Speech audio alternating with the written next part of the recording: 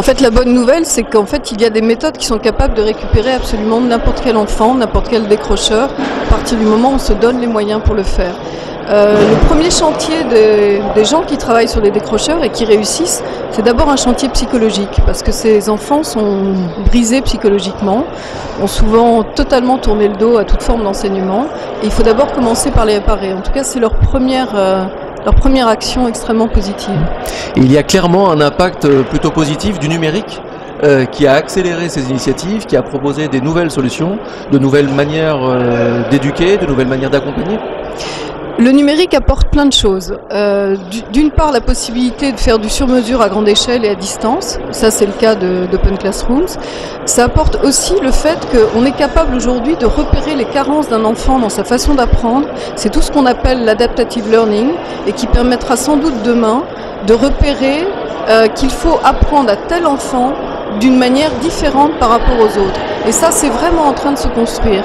J'ajouterais un autre exemple qui m'a beaucoup frappé et qui se passe à l'EPFL de Lausanne, où ils expérimentent avec des jeunes enfants qui ont des tas de difficultés de type dyslexie.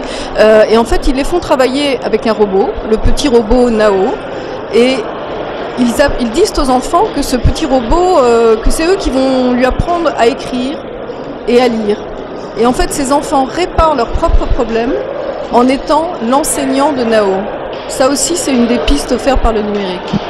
Du coup, il n'y a pas de fatalité, ça c'est une évidence, mais qu'est-ce qu'on attend? Alors ça, c'est la vraie question. On sait qu'en fait, pour reconstruire des jeunes, il faut qu'il y ait beaucoup d'adultes autour d'eux. Donc ça coûte de l'argent.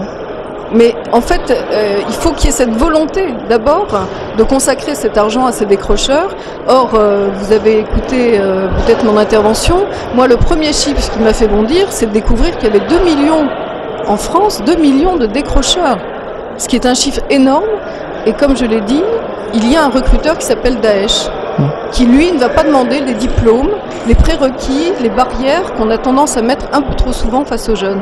Un des points communs à toutes ces méthodes qui marchent, c'est de ne demander aucun prérequis à ces enfants. Tous peuvent entrer, tous peuvent venir, quel que soit leur niveau. Il faut juste redonner de l'envie aussi et de l'espoir. Oui, exactement, parce que là, par contre, la difficulté qu'ils ont tous, ils doivent tous aller chercher ces jeunes, parce que les jeunes n'ont plus envie aujourd'hui.